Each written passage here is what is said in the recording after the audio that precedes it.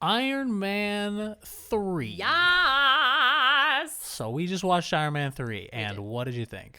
I thought that it was really nice seeing Tony Stark humbled, because I think he needed that shit. Humble, huh? Yeah, well, I mean, as humble as I think he can be, possibly, yeah. I mean, I guess that's what happens when all of your shit gets taken away.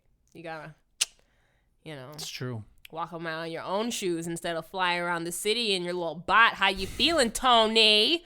It is interesting that these male characters' journeys is just learn to be less of a shitty person. Yeah, and the female's like, why isn't anyone listening to us? Yeah, and they're always right. Yeah. Like if you just really listen to what Pepper was saying all the time, it's like, yeah, you should probably listen to her. Pepper's a boss. Does she have her own series or comic book or suit? I don't know. I don't know. I don't know the answer. Does she have to that. superpowers now? Like she's all Not permanently. No, it was just for the end of Iron Man 3, and then that's like, because the thing about Iron Man 3 is I realized rewatching it this time that it's a really, really great movie. And it's a great Shane Black movie. Who's Shane Black? Shane Black is the director, the writer. He directed Kiss Kiss Bang Bang, the Lethal Weapon series, The Nice Guys, which I know you and I have watched. I've never seen any of those movies. With Ryan Gosling and Russell Crowe. No idea. We have watched it. Oh, maybe we can do it together. We can do a podcast on that. All right, man, as soon as I started it, you would remember it. All the movies I saw. It's it's full of like. I would remember a 80s movie stuff. with Ryan Gosling. It's like. I remember all the 80s movies. All right, well. That's why I'm so excited to watch Guardians. Well, anyway, I don't even remember what I was saying about Shane Black. Why am I talking about Shane Black? That you liked he brought his style into this movie. Yeah, What is his style? Like, what are some things that? So he likes to do kind of hard-boiled detective stuff, and he also likes shifting wildly between very humorous and very gruesome. Like for example, in Iron Man 3, it's like the middle of a heated battle, and then the Iron Man suit collapses and falls apart behind him instead of coming to save the day. Okay. It's like, oh, cool, I'm so excited for this good thing to happen, and it totally fails. Right. Like, somebody's like, in The Nice Guys involves a lot. It's like, I'm gonna make this jump. I'm gonna jump from this roof to this other roof, and I jump, and I completely missed, and I'm falling to my death now. Well, but I land in a pool. And like, it's always the kind of the opposite. It's also when Iron Man's tied up in the basement, and he's like, all right, I'm gonna get you guys now. Because he thinks the suit's coming, but it's not coming because it's still locked in a barn. And so it's a lot of those little like Shane Black touches. I remember I brought him up for a reason. It might have had something to do with Pepper, or no, I was talking about the Marvel universe and how Iron Man 3 is a great movie. It just might not be a great Marvel movie. Oh, I remember what I was going to do, because you asked about Pepper's powers. Yeah. And no, she doesn't get to keep those powers after this movie's over. And most of the big revelations at the end of this movie don't carry over to future movies, as you will see as we continue watching them. But like, he blows up all his suits. And he doesn't blow them up. Yes, he does. Oh, well, at the end. They blow up his house. They blow up his house. He loses a bunch of the suits. Then he has a bunch of other suits that are secretly underground. Right. And then he's like, Jarvis, blow up the suits. No, and that's he was like, Jarvis, and that's his Christmas. Execute I think something that's something fun. protocol. I love code names. I want everyone to have code names for everything. Like, she'll be like, Justin, take out the trash. It'll be like, Justin, commence smell de-stinkify initiative. We'll work on that. See, when does he have time to come up with these code words? Like, he's just robots. chilling with Jarvis all day. Like, they're just making smart-ass comments to each other, and Jarvis probably just keeps them. He built Jarvis. Jarvis is like his Siri. Jarvis is an AI that he created. Mm-hmm. And that will become important in a movie that you haven't watched. Oh, which one? You can tell. Come on. The Avengers: Age of Ultron. I don't. Yeah. Some How stuff far away are we happens with from Jarvis. That movie? From that, we have Thor: The Dark World, Captain America: Winter Soldier, and Guardians of the Galaxy, and then we're at Age of Ultron. Oh my goodness, that's so far away. It's kind of far away. All right, so let's talk about this one then. So Iron Man 3. Yes, I liked that they touched on his anxiety in this one. I like that he has PTSD. He basically 5 minutes left. 5 minutes left. Yeah. Basically, he's traumatized from what happened in the Avengers, and this is one of the more apparent times that they like directly reference a previous film in the franchise. Like, because you've been watching them so far, they're kind of stand alone, or they reference like the previous Thor movie, or like the previous, or like Iron Man 2 like references Iron Man 1 a lot, Right? But like mostly they're franchise. like within their own universe. But this time, like the Avengers is kind of its own franchise, and Iron Man 3, the plot directly relates to what happens in that. So it's Right. like you have to have seen all of these. How many people in Iron Man 3 are also like in the rest of the universe? Homegirl, Pepper. comes back. Well, yeah. Happy pops in here and Right, there. but that's his. That's still like Iron Man 3 people. Is there anybody? Well, you asked about Iron Man 3. Yeah, no, I know, but I mean, is there anyone from the Marvel universe who was not originally a part of his franchise that is in this movie that comes back? Was there anyone in this movie who's not a part of his franchise?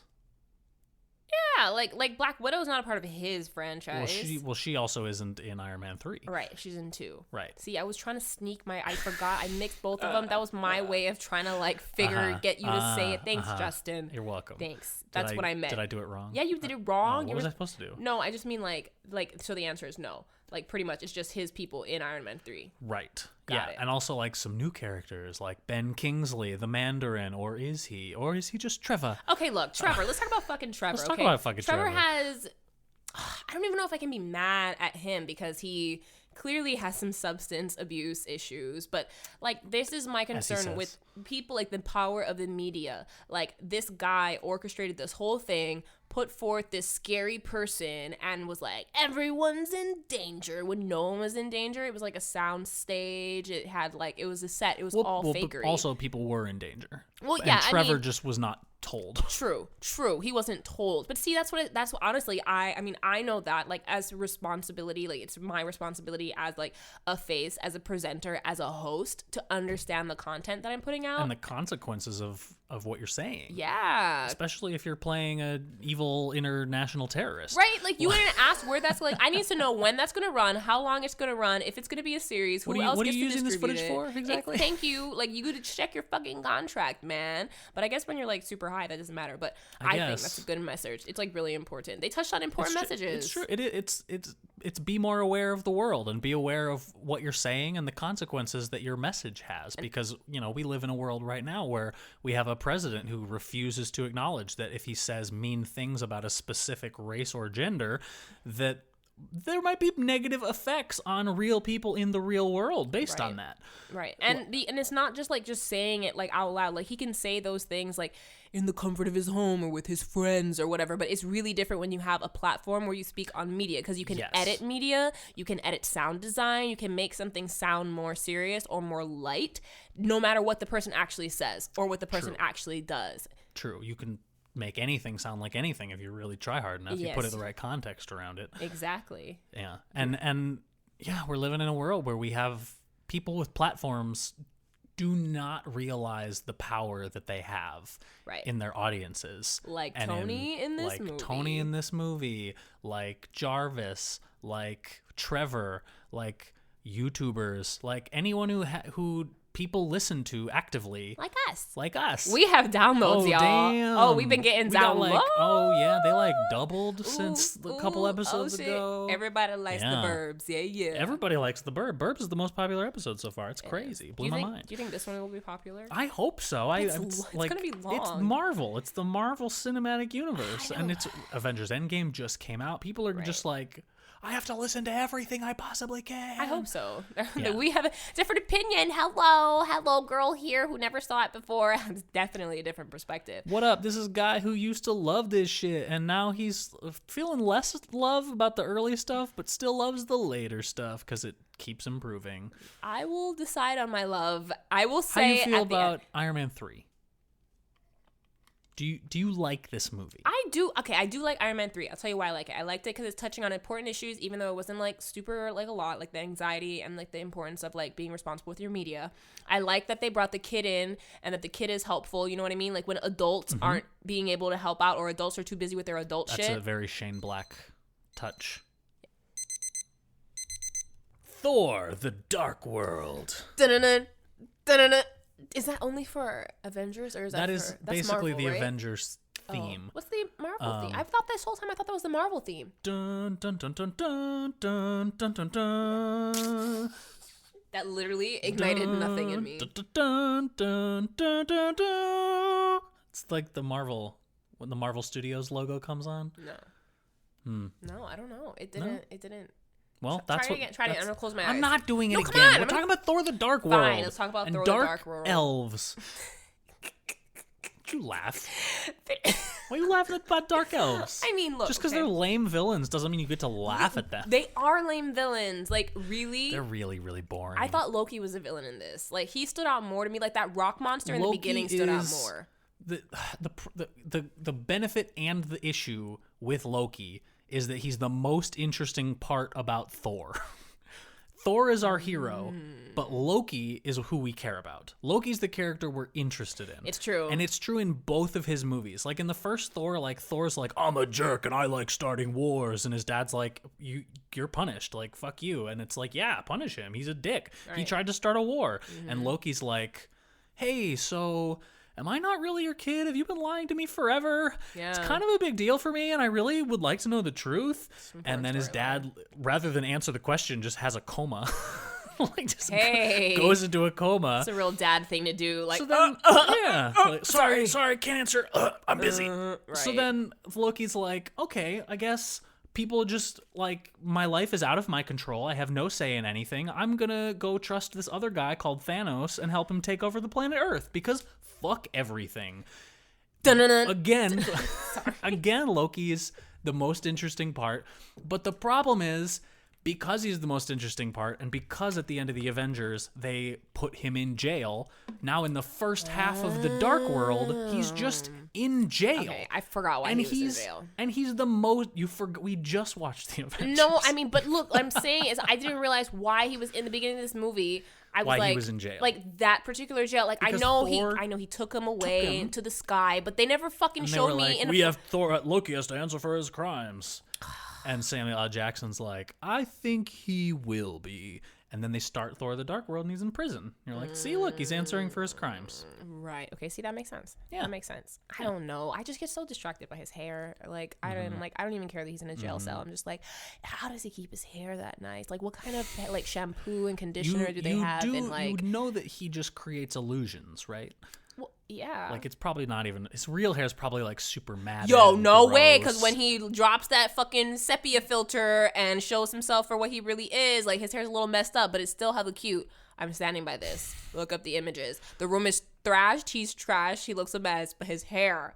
It's always on fucking point. What kind of grease is that? He should be a greaser. I'm going to do a hybrid. It's frost giant hair. Because he's half frost giant. Or he's completely frost giant. He's 100% frost giant. He's just a little person frost giant who happens to be exactly the same size as an Asgardian.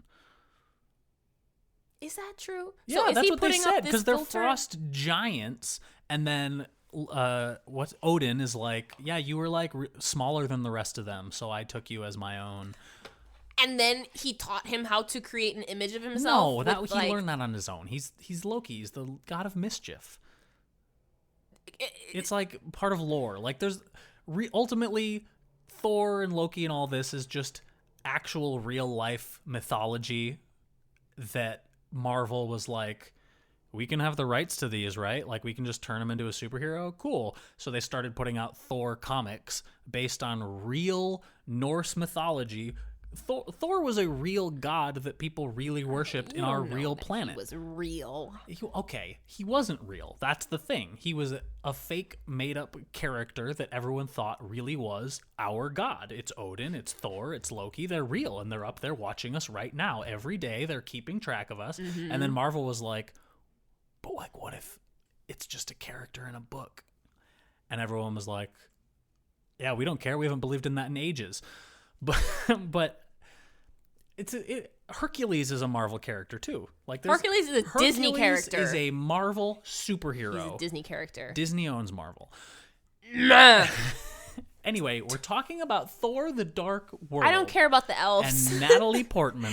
I do care about Natalie Portman. Oh, do you? I do care about Natalie Portman and the science. We got 5 minutes. The science and the whole story with her and her team, and how her intern has an intern, and how the mentor is like crazy and lost his mind, and how she just fucking dips on all of them. She's like, fuck my intern I'm going and my to intern's Asgard. intern. And she's like, I have magical powers now. Peace, bitches. Like, look at my hot ass boyfriend. I mean, like, honestly though.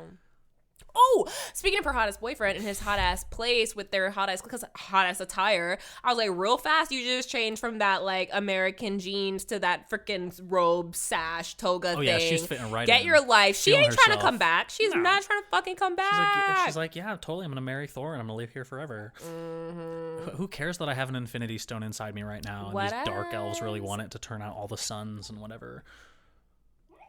Luna is having some dreams. She is. Maybe she's dreaming about the Dark World. She might be. Are there elves fucking with you, or maybe Luna? she just doesn't want us to talk about Thor: The Dark World anymore. I mean, out of all the movies, it's probably the one that I remember the least. Well, you hadn't seen. Did I fall asleep? You hadn't seen this before. No, you were on your iPad. You were working on something else. Clearly not interested. But no, I was interested in several things. I was interested in the layout and the design, the production design. I loved the back and forth between our world and their world, and in the ways that they showcase that, like through science / magic. Yes, I love the science. I love the science magic element. I love seeing different people in different environments and backgrounds. It's one of my favorite things. It's why I like Wreck-It Ralph. It's why I wanted to watch that one movie with the spaceships crashing into everything. What was that? There's 1,000 of those. Which one are you talking about? Crashing into everything in like different environments. Crashing into everything. Oh, it was like big spaceships crashing in like like Ireland. Everything. I'll look it up. Anyway, it wasn't this movie, but this movie did something similar, showing me different landscapes. Okay, well, I can't wait to hear what movie you're talking about. Maybe we'll talk about it in the next segment. It's just gonna come up because we will have looked it up in the meantime. What did you feel about Christopher Eccleston's performance as Malekith? Okay, first of all, I don't understand anything you just said.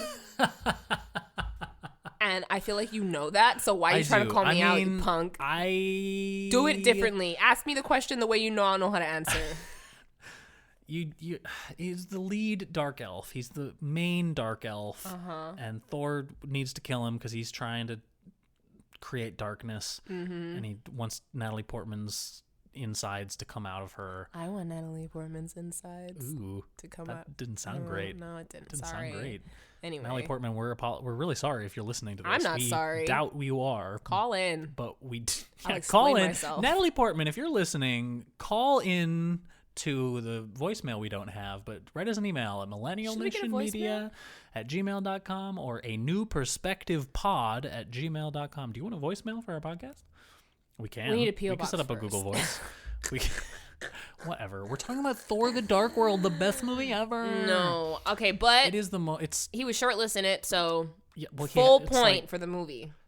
On the first Thor, there's a story. How long do we have? 2 minutes? Okay, I can tell this story. The director of the first Thor, Kenneth Branagh, was like, it was the day that he was like, we're supposed to get Thor shirtless, and so he walked over to Chris Hemsworth, and he's like, hey, so sorry if this is like kind of weird, but in this next scene, I think we're gonna need you to take your shirt off. And Chris Hemsworth was like, of course I'm going to take my bloody shirt off. Like, of course we're going to get my shirt off. I've been working off for months. Like, just, you have no reaction to this story whatsoever. I'm listening to your accent. Like, in reality, you terrible. Caught me judging you. I'm sorry. It was a terrible accent. I just know you can do better. You have 2 minutes. I was minutes. trying to tell a story, and now I don't want to tell it anymore. So he was like, duh, I'm going to be naked. Like, I know why I'm here. Yeah, and he was all awkward about it and uncomfortable, and he was like, hey, can you, like, take your shirt off, maybe? And he was like, fuck you, yeah, I'm taking my shirt off. Obviously. Like, duh. Trying to get those gram followers, yo. Well, he just knows what the movie is, knows why he's been spending so long in the gym lately. What's that other Casino Royale? He was much? Casino Royale? Yeah, he was in that movie. Chris Hemsworth? Wasn't that was him? not in Casino Royale. Yeah, he was. Daniel Craig. Oh, Good Times at... Bad Times at the El Royale. How did you not fucking get that? Does have Royale in the title, but it's not. Bad Times at the El versus Casino. I can understand how you might have made that mistake. Time is up. Captain America, the Winter Soldier. You're the wind? It's the winter. Oh, that's the sound of winter. That's my bad. Winter's... Hiya! Soldier. Ninja fuck was that? That is what he does. Yep. He They says don't do hiya. karate. No, but all right. So, what did you think of this film? Did you remember this film? Because we watched this one. We did. We watched it. Yeah. Before. Yes. Before this. Right. Yeah, I remembered it. I think I probably liked it more this time around than I did the last time around. Probably just because like we are in it. Some standout moments or some standout things for me before watching it. I was like, oh yeah, this is the movie with the guy from Barefoot in the Park. Well, I haven't seen Barefoot in the Park. Which guy? I think that's the guy from Barefoot in the Park. The old. Oh, Robert Redford? Yes. Oh, that makes sense. Mm-hmm. Yeah. And that was one of my like movies that I watched. It's always so funny to me which movies you know people from, because it's almost never the movies I know them from. Well, we've had different experiences. We have different perspectives. I like the movies where Samuel L. Jackson is in them more, and he's in this one more. Oh, he's got a killer part in this movie. This is the first. This is the first movie in this universe where they give him action scenes. Yeah, where they they're really badass. Oh yeah, he's like in the car. He's like, okay, car, like defense mechanisms, defensive driving, offense, and he's doing plans and shit. Yeah, he's badass. In this timeline, like when this, what is like the time frame between like these movies and the Kingsman movies? Well, they're not in the same universe. No. I know that, but isn't he in the Kingsman? No. He's in the first one, yeah. He's in the first one. Oh, right? You mean like when was this made villain. versus when did Kingsman come out? Yeah. Kingsman was 2015. A Winter Soldier was 2014. But he was already a part of the Marvel universe before. Oh, long before Kingsman. Yeah. Do you think that? Because 2008, he was a part of the first Iron Man, he was a part of the universe.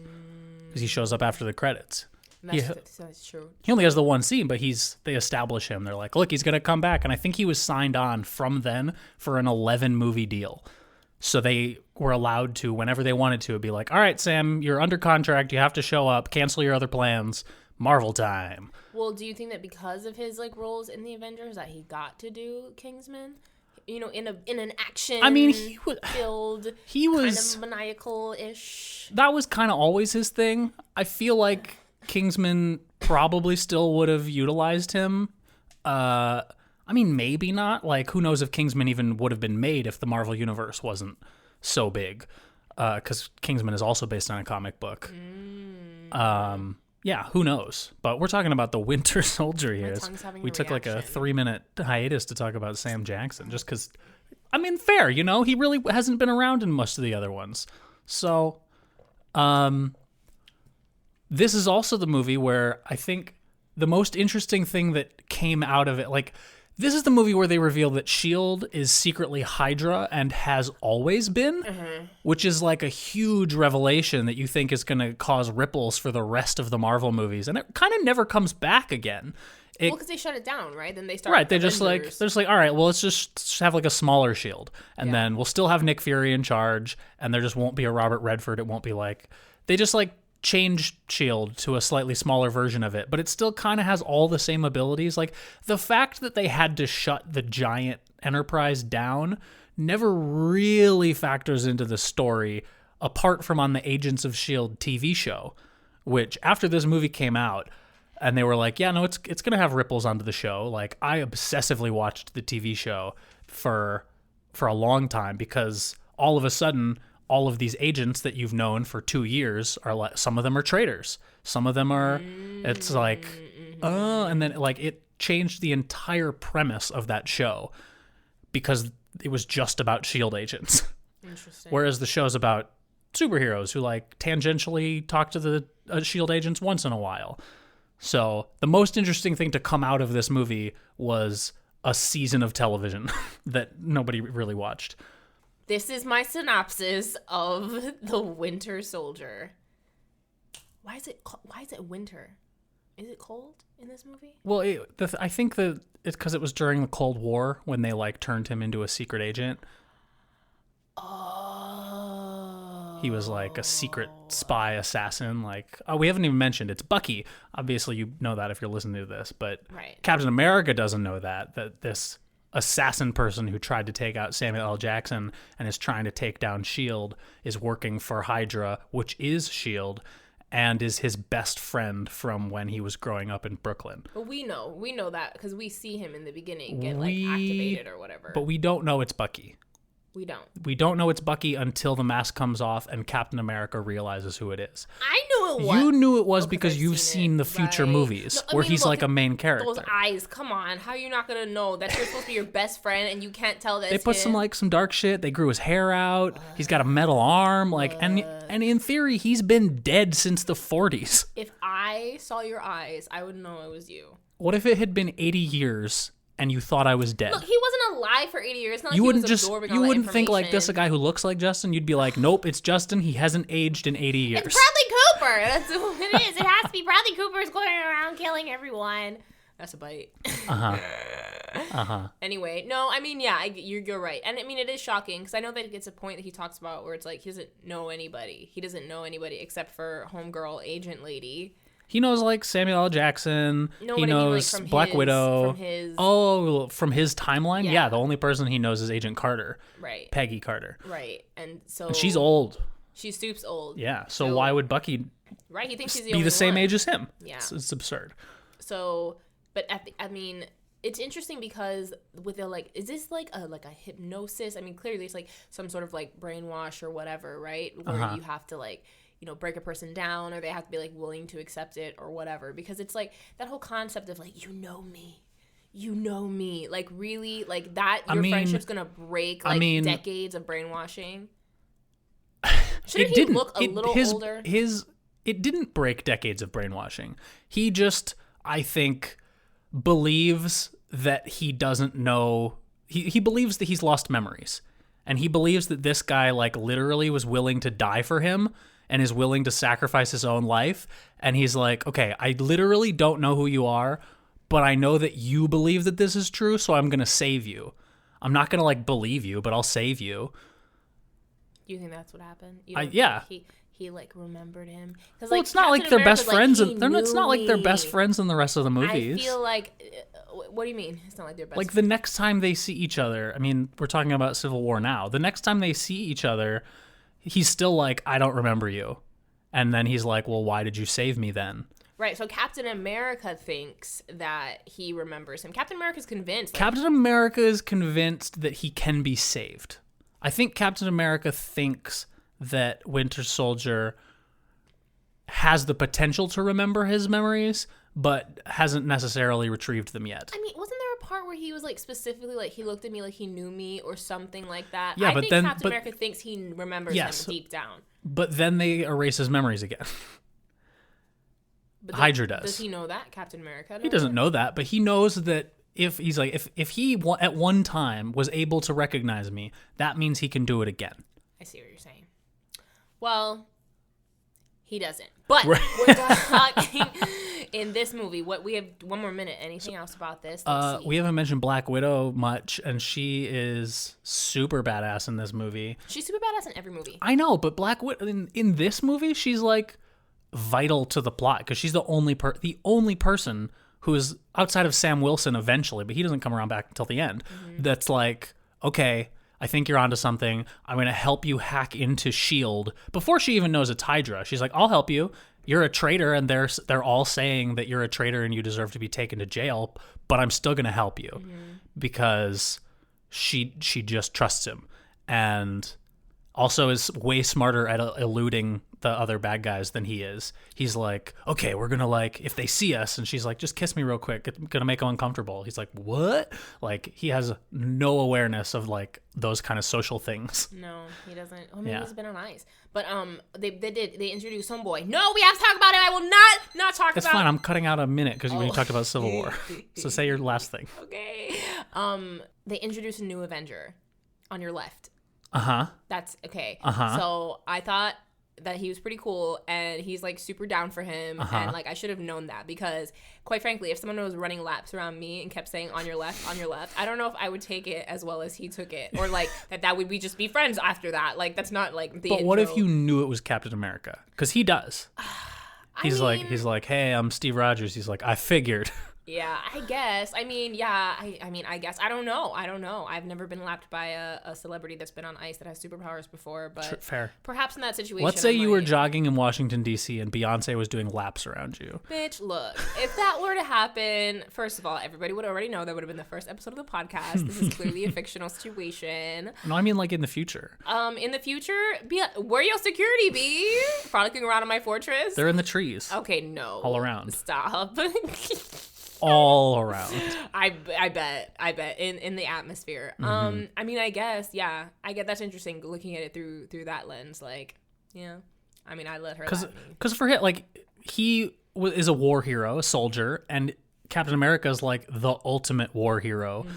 You know, the ultimate war hero. If you were in the military, they constantly are like, here is a list of all of our heroes. Here's all the people who did great things, like as a means to like inspire you to also do great things. So the guy who single-handedly took down Hydra and saved the planet in World War II is probably someone everyone's heard of. Probably. And especially with like what he specifically did in the military that we don't find out till later, but he wasn't like, I'm on the ground and I did one tour. He was like special ops. The Falcon. The Falcon! He doesn't make that sound. Whatever, I do. Guardians of the Galaxy. Dun-dun-dun-dun. It's not, you can't do it every time. Guardians of the Galaxy. Bring on the talking rodents. So how do you feel about this movie? Shut up. So look, we started the franchise with Iron Man. Yeah. We went through 3 Iron Man movies, 2 Thor movies, 2 Captain America movies, the Avengers, where it's all those characters again. And now we're at the other side of the universe. Literally. Brand new characters. Yeah. What's going on? I mean, I don't know, but I like it. I am here for it. I'm about it. It was nice to have a story, not to take anything away from Homeboy, Dark Lord, but it wasn't his movie. It's called The Guardians of the Galaxy. It's like, I like this. It's more realistic to me to think that a team is gonna do some shit than like a single person. And in all these movies, they all have a team. Captain America, there's always sidekicks, end quote. There's always side characters, end quote. But in this one, it was like you're literally seeing a team assemble. And I thought that was really cool. I thought it was fun that it was 80s themed. You obviously motherfucking know I'm going to geek out about this. The music, the lighting, the fun stuff, the troll dolls. Like, there was a troll doll in the beginning, and then there was a troll doll, like, in the case thingy, the ball thing at the end. And, like, every time, like, I feel like this is kind of not necessarily where it comes from, but the feeling that I'm supposed to have, maybe, when watching all these other things is because I see things that are recognizable to me that have occurred throughout my life in a piece of cinema. So this is the first film in the Marvel universe that has been nostalgic for you. 100%, absolutely. But not because of any of the Marvel stuff. Not at all. Because of all of the 80s stuff. Fuck yes. And you are an 80s person. I am an 80s person. It's not my fault. My sisters raised me. You were born in 1990. But my babysitters were born in 79 and 83. All right. So all of my, I don't even really all your references are 80s. Yeah, definitely. All right. I can quote Goonies all fucking day. Don't fuck with me, Breakfast Club. I know Pretty in Pink. I know Ferris Bueller's Day Off. I know all the. Was Footloose one of yours? Come and gotta cut loose. Actually, not really. Footloose wasn't my. It wasn't one of your big ones. But had you seen it? Yeah. So when Footloose is like referenced 3 times in this movie. How'd you feel about that? Not as excited as I was when I saw the troll dolls like 3 times. Being real. You know, like real. Kevin Bacon jokes. And Kevin Bacon's cool. Kevin Bacon's cool. What about Kevin Bacon jokes? Kevin Bacon jokes are cool. We're just like Kevin Bacon. I like my Mary Poppins thing better, but that's not yet. Well, that's a separate Guardians of the Galaxy film. I know, but just giving you reference because spoiler alert, I've watched some of these movies in the future movies. I didn't watch a lot of these past movies, but I definitely saw Guardians when it came out. Did you? Yeah. Because when we watched it in my Glendale apartment a couple years ago, you said you'd never seen it before. That's what I meant. Is that not when it came out? No. Oh shit. Well, I watched it before this. It came out in 2014. And we watched it in 2017. Okay, so close. Slightly behind. We watched it before Guardians of the Galaxy 2 came out because I was going to take you to see it and you hadn't seen the first one. That's why they kind of merged in together. That's why I said the Mary Poppins. I see. I'll save it for the next one. So this time watching Guardians, I fucking love this movie. This movie is so good. It's so good. Yeah. I forgot how much fun it's having the whole time. Like the way that this team comes together is prison. It's amazing. It's prison. It's because all of them are trying to kidnap the others to sell them. Literally it's just a bunch of really terrible people who happen to be together, who all happen to have a shared goal, and who slowly learn to kind of care about each other and become a family. And it really it's almost cheating that they just got to remake the Avengers, but in space. Yeah. Let's do the hardcore sci-fi version of the Avengers, and let's also put someone brilliant like James Gunn in charge of it, and fill it with 80s reference. This movie should not have worked. What? This movie, before they made it, the universe was Iron Man, Captain America, Thor, all these Thor was the most out there, but he still spent a lot of time on Earth. He did. Guardians of the Galaxy was a bunch of characters no one had heard of. There's Green Chick. There's Tree Man. There's Talking Raccoon who likes guns. There's Big Red Musclehead. Yeah. And there's half human, half god from Earth, Chris Pratt guy. Right, but you don't even know that the whole time. Right. These are characters no one knew. And when they announced this movie, everyone was like, oh, Marvel's lost it. They're about to tank as a company. But then it came out and was the highest grossing movie of the summer. Yeah. It was this huge phenomenon, and now it's kind of bizarre that they haven't become a bigger part of the Marvel universe yet, but that's also because they're branching out and with Captain Marvel, Black Panther, and Ant-Man, and they're let's just springboard a bunch of new shit because it can't just be Iron Man, Captain America, Thor anymore, because also those characters have gotten stale and boring, and everyone's seen their arcs conclude because they've all had 3 movies and etc. And it's very at least for me, it's very not I know a lot about superhero movies versus Star Wars, Star Trek, sci-fi side, but like I was telling you, growing up, there was no Star Wars, there was no superheroes in my house, really. Not really nostalgic for Batman. Star Wars and Star Trek, it wasn't mine, but my grandma was a fucking Trekkie, and you know about my grandma, so that what she says goes. So there was always... So did you see a ton of Star Trek growing up? Yeah, Star Trek and Star Wars. And I know they're different. Trust me, I know they're motherfucking different, because some people in my family are Trekkies and some people like Star Wars, and I liked that. The whole, I think they tapped into something different. They tapped into an audience that was slightly different. We're going to go to different planets. You're going to see different kinds of spaceships. You're going to see different kinds of creatures. Because almost all of the characters in this movie are not human. I love that. Me too. It made me feel so included and represented. Finally. This is the first time you feel represented. Yes, although I will say, because I have to fucking say just like how when everybody's oh, Princess and the Frog. I know what you're saying. Fuck you. I'm not happy. She spent the whole damn movie as a frog. Okay? I do not feel represented. So you go put a black girl on the screen and you go make her green?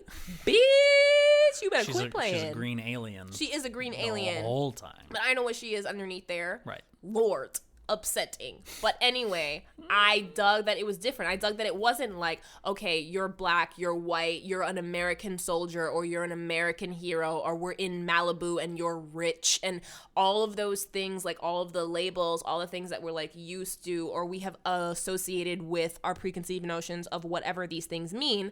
I didn't bring any of that with me into this movie because I'm not supposed to be here.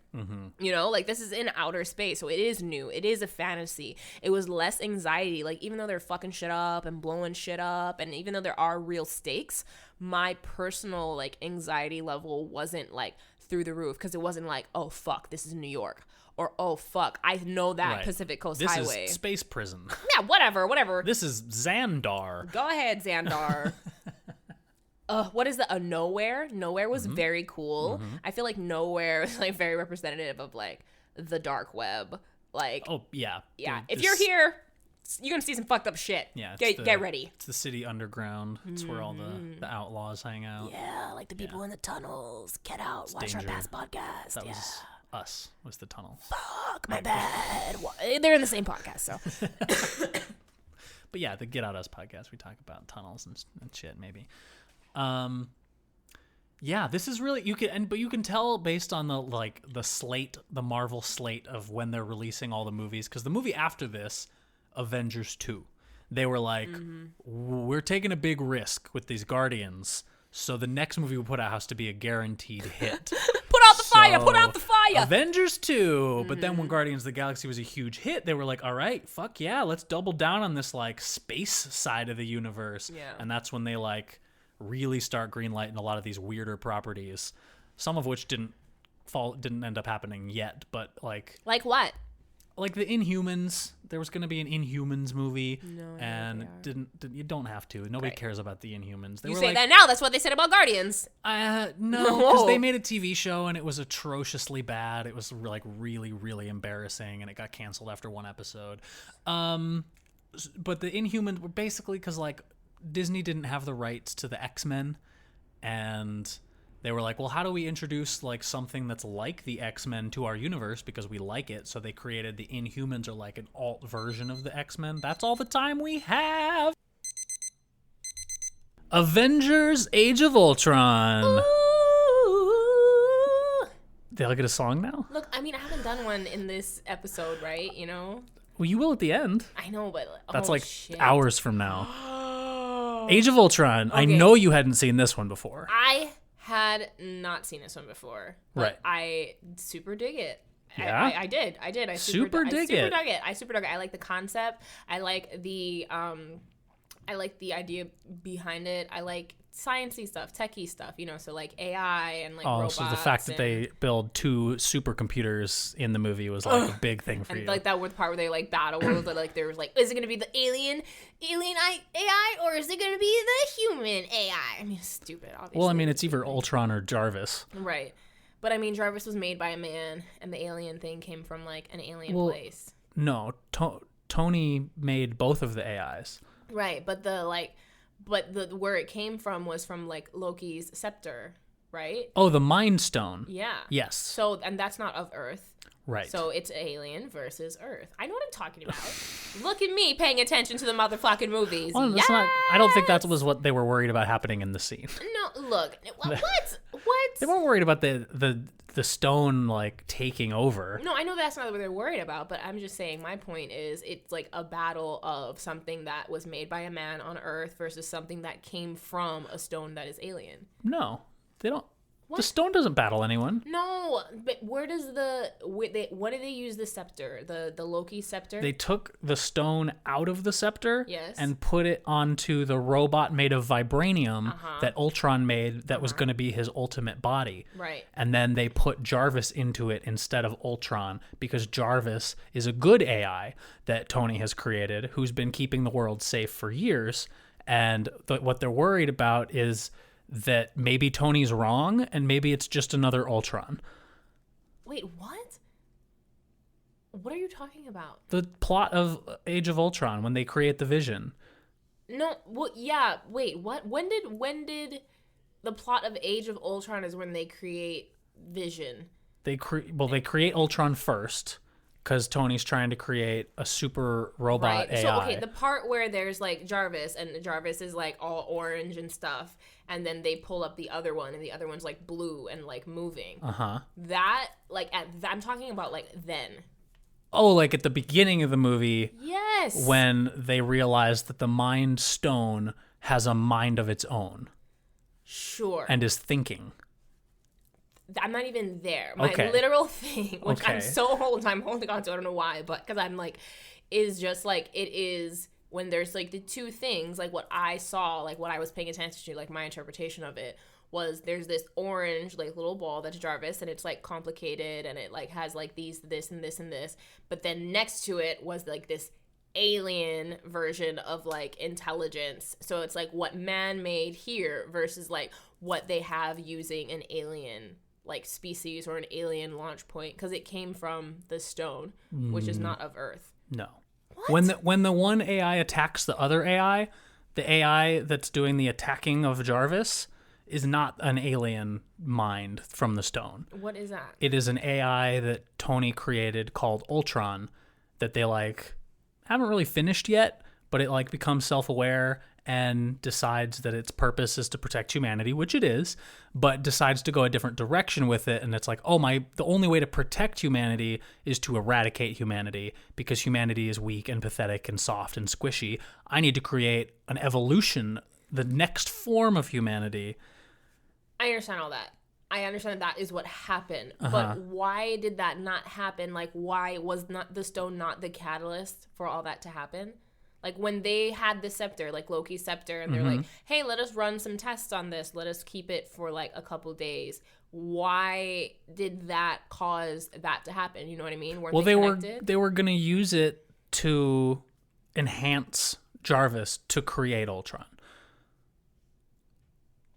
They were going to use it. Right. And they don't end up using it until later in the movie when they put the stone into Vision's body, which gives him life. So Ultron was just something that was always around? No, it was something that Tony had been working on before the movie that they never told you about, and then that he finished working on at the beginning of the movie while everyone else was at a party. Okay, I thought that the stone had something to do with like Ultron, like being able to like, because what were they doing? The stone helped Banner. Tony learn that there were more things that an AI could do, and also that they could use the stone to enhance these AIs. How did it teach him that? Through what? Because him and Banner were doing? Yeah, because they were doing some scans on it, and they were like, it looks like it's thinking. Scans on what? On the stone. This is the part I am talking about. With okay, what were the things? Like, the floating clouds? Yes. One of them was Orange. Ultron, Yes. and one of them was Jarvis. Both AIs were created by Tony Stark. But then the blue one, or Ultron, was like way fucking cooler looking than what Jarvis looked like. That was the whole point. Right. Because, like, and they led into that, because then afterwards they're like, you know, then it came and it, like, crushed Jarvis, like, crushed his version of it. And, right, it was, like, deleting his programs right, and shit. And then Jarvis has to, like, dip or whatever, but we don't know that. Right. So, like, I feel like this is, like, I'm going to say it again, like, a battle between what, okay, like, let me tell you the pitch that sold this movie and got it made. Okay. Is it going to help me understand this? Yes. Okay. Two man-made robots argue over the fate of humanity. Period. I just don't understand why and what the scepter being there, and like it just seems like it's way more important than it is. The scepter is there because there's an Infinity Stone in it, which is going to come back in the next Avengers movie. Mm-hmm. We have to know it's the Mind Stone, and we have to know that it's what's giving Vision power and life. So, like, Mind Stone. So, like, that's why it's the stone that controlled people's minds, which is when it was in Loki's scepter, he could control people. Right. Because it could take over people's minds. Mm-hmm. Also, it lets Vision shoot laser beams out of his forehead. Right. So, but are they different colors? Like, when Vision has it, isn't it yellow? Yeah. And then when I think the Mind Stone is always yellow. I think when they take it out of the scepter, it's still yellow. Oh. When it's in the scepter, it's just encased in like a blue housing. Right. Okay. Oh, how convenient that those are the colors you can see. I know, right? Okay, there's 3 minutes left. Did anything else happen in this movie? A lot of stuff. They introduce Scarlet Witch and Quicksilver. But he died. They introduce Vision. They lift Sokovia out of the ground and drop it. Yeah. And rescue everybody, but then you find out not everybody. This is very important for the plot of Civil War, which is coming later. This movie, I think, suffers from what some of these like crossover movies. Same thing that Iron Man 2 suffered from, which is it doesn't fully work as a story by itself, but it's so important to all of the stories that they're setting up in the future that you kind of have to watch it to understand the next 8 movies or however many. Because like when I watched it when it came out, I hated it. I thought it was like one of the worst Marvel movies ever. I thought it's literally been at the bottom of my list. It's now moved up a couple notches. It's like better than the Thors. It's like better than I remember.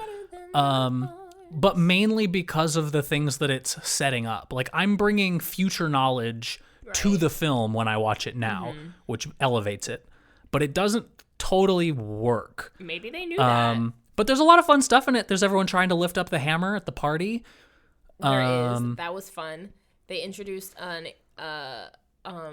more ethnicities into the mix. They were all over the fucking place. They were in Korea.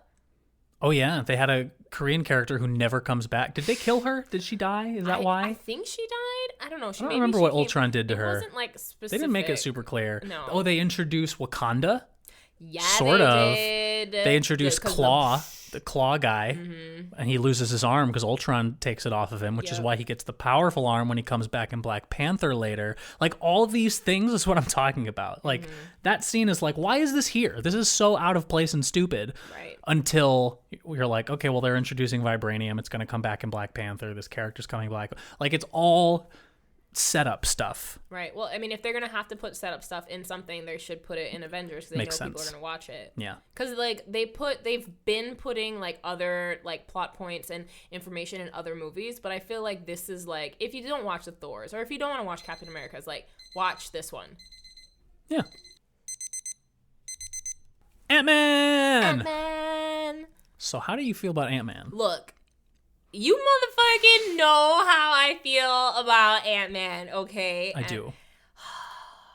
I'm just, look, let me tell you, in the beginning, this series was a little rough for me. Going through the universe was a little rough for me, but it's because I came into it when they started making positive changes already, like by giving lead characters to like true. males that weren't. The first movie that you like got back into it when you started dating me was Guardians of the Galaxy 2. Yes. Which is like one of the best ones. And then like from there, it's like only good movies. Right. Yeah. It's like you know, people are like, oh, they thought of this. They thought of this. Or they took care to not do this and to put this and whatever, you know? Like, I mean, I understand that because it kind of like shows like the evolution of time or like kind of what they maybe even like had to do in order to like capture a wide audience. Because like if they could, there's no way they could have had a lead character like this in the earlier movies. People would be like, what are you trying to do here? They have to like curate the ability to create a superhero character that is like this. The heroes have to be like mostly human with like a little bit of enhancements originally, and then they can slowly stretch their credibility. And they have to be a dick. And they have to be like, that's also true. You know, manly. Right. I got all these not women. Ant-Man. I mean, kind of Ant-Man. He wasn't going after women or being like a womanizer or anything like that. True. He was married, divorced, had a kid. His only care in this whole movie is his kid. Yeah. That's like the only thing he cares about. And that's why it's such a great motivation. Absolutely. It's like the first time I'm like, okay, I just like this guy. Yeah, like I'm on his side. Like from the beginning. Uh-huh. And the lesson that he has to learn is not the same lesson all the other guys have to learn. It is not. And that's cool too. You know, it's like I don't have to like be humble. It's more like be confident in yourself. Right. Like, we're not watching the same character journey again. Right. And it's also like it's important because he helps Hope realize like look, I'm a dad too, and I know that your dad loves you. He's not doing this because he doesn't love you. He's doing it because he loves you too much. Right. He's doing it because if I die, he doesn't give a fuck. Right. But if you die, he's not going to be able to live the rest of his life, which is like something only someone who is a dad would be able to explain to her in that moment. Right. Right. It's smart. And speaking of hope, I think the first, I could take this back, but I don't know. I think so. Yeah. Like the first female character, like besides Scarlett Johansson, who is like, I will kick your fucking ass, you know, and does many times. It's very clear, like, oh, I'm on this. I'm like, yeah, put her in the suit. What is wrong with you? Like when she does the mind thing and he can't even move one cube, but she can move all the cubes. But like, I liked how that was handled, you know, like it wasn't like, haha, see, look, I'm better than you, and my dad won't let me in, but I'm better. It was like, I'm just gonna show you that I can do this. I'm just gonna show you how badass I am. Yeah, she don't gotta brag about it. No, she knows he knows. Helps him. Yeah, like she still tries to help him because they have like that moment or whatever that you talked about. But like then she like goes out of her way to help him. Like I think that so many times people are afraid that like if we empower women or make women powerful, that we're just gonna fucking take over. But it's like, no, dick, we're not like you. We're not gonna do that. We know how that feels. Like it's like we're equal. Let's help each other out, like where we can. And I feel like they had. We're gonna teach you how emotions work. Emotions are important. You have to feel it. You have to focus. You have to like, you can't just punch your way through walls, you know? It's all about like mental strength and science and love, which because he loves her. So he doesn't want to put her through that. And like he loved his wife and he's sad that she's gone, that his dad loves his kid. And even like the stepdad's a dick. He is a cop, but he cares about the kid. He's also a good husband and a good father, which is so rare. Yeah. When your character is the like ex-husband. So in every movie, the new husband is just a bad person. Yeah. And in this, he's a great person, and he's kind of right. Like we don't agree with him because Ant-Man is a good guy and we know he's a good guy. Right. But based on his record, he's a criminal. Totally. He's been in jail. He's not getting a job. Yeah. He's breaking into houses. Yeah. Like, you're a bad role model. Right. Like, you shouldn't be around this little girl. And like usually if the stepfather wasn't like a bad guy, but say he was like a cop, he would be like super protective, like get the fuck out of my house, you're not allowed to be here, like call him and get him arrested. Like when he gets arrested in this movie, it's because Hope calls to get him arrested. Right. He is the cop and he's like, dude, you can't just show up here, you gotta get a job, like you gotta give us some space, like this but is he lets my him know house. He's like, I could arrest you if I wanted to. Right. You're but, not supposed to be here. Like we have to make this believable, you know what I'm saying? Right. But and I especially I liked his fucking crew. His Oh my God, Michael Pena is the hero of this movie. He's the hero. He is the lifeblood of this film. I mean, he's pretty brilliant. He's so funny. You're gonna hate when I say this, but I loved him in Crash. You don't like Crash. I don't like Crash. I know. But I liked him. I think he's so dynamic, and I love like his character, like the level of optimism that he has, and like everybody and like all of them have like they're convicts, you know what I mean? Like, but they're like, we're gonna do something. I mean, it kind of gives you a new like even with Ant-Man, it's like it's a new perspective on like criminals. Like usually if there's criminals in a movie, they're bad, they're stealing shit, they're gonna do a bank heist again, they're angry, they're willing to do anything. Yeah, these guys are like, we kind of fucked up, like we got dealt a bad hand, or like why did you know, it talks about like why they're in jail, and like it shows them doing like good things because it's like and I also love that they give Michael Pena like a backstory that explains why he is the way he is, but also to him it's funny. Like Scott at the very beginning when he picks up Scott from jail, Scott's like, "How you been, man?" He's like, "Oh, my dad got arrested and my brother got deported and my cousin," like just like this list of shit that's like, my life's been really terrible, but he's still like chipper. And it's because like for him that's normal shit. Right. Like my dad, of course, whoever got deported and so ever got arrested and so like. I grew up in a shit area. Yeah. Like everything around me is bad. So this is my only option. Right. Because I did, you know, some crime with you because I needed to survive. And then I got put in jail. And now I can't get a job again. Like no one will hire me. Even Baskin Robbins always finds out. Baskin Robbins will not hire you. Like that scene was ridiculous. Like, see, I love stuff like that. Like like it's unnecessary. Like the back and forth between I'm gonna get whatever's hot and fresh. Like I remember working at a juice bar and people just coming up to me asking for like paninis and some shit. I'm like, this is a vegan juice bar, bitch. Chipotle's right next to us. Like, you should have gone there. You had a better chance of getting a fucking panini. Look at the menu. And that like feeling of, oh my God, I'm working and I have to deal with this and I can't believe that I have to do this. I can't call this person an idiot.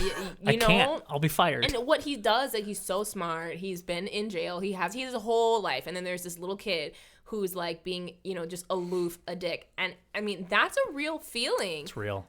Oh, and it adds to his character. Like, so I just real. said, it's like not necessary, but it totally adds to like validating what he's doing, because he's doing some shit. It's like, my days of breaking into places and stealing stuff are over. It's like, what do you need me to do? Break into some place and steal some stuff. But he does it. Yeah, because he has to. He's got to do it. Yeah. I also love the way that this movie ties into the rest of the Marvel universe without really tying into the rest of the Marvel universe. Like, it's clear that it's set in the universe, mainly because Hank Pym is there, and he's like, yeah, I worked at S.H.I.E.L.D. I helped develop the Pym particle. Like, I'm really smart, and I don't like Howard Stark. And we're all like, yeah, we kind of don't like Howard Stark either, because he's a dick. So we're like immediately on Hank Pym's side. Right. And then also Hawkeye, or not Hawkeye, is there. The Falcon. The other flying. Falcon shows up. Yes. Falcon, who was introduced a couple movies ago in Winter Soldier. And he had a little bit. He's got a whole scene. He's got to fight America. Ant-Man. Yeah. And he references Captain America. And then when he's like, okay, I need us to break into this high-tech facility and steal some stuff. And he's like, you know what I think we should do is call the Avengers. Right. It's like, this seems dangerous. Yeah. They seem like they're the type of people who would deal with this sort of stuff.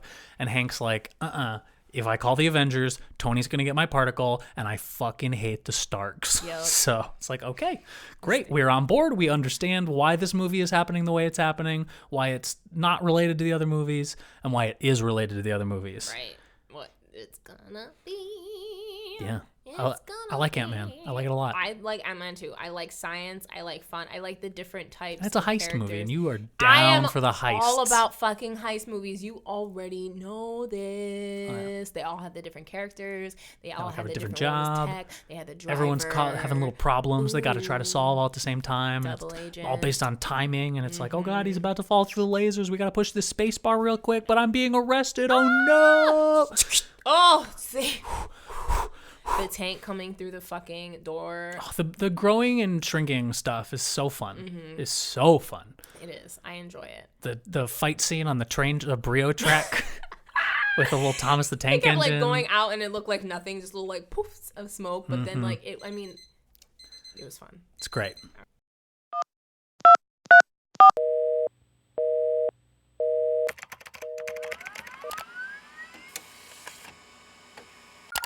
Hey now, come follow me. We got a whole new world to build, baby.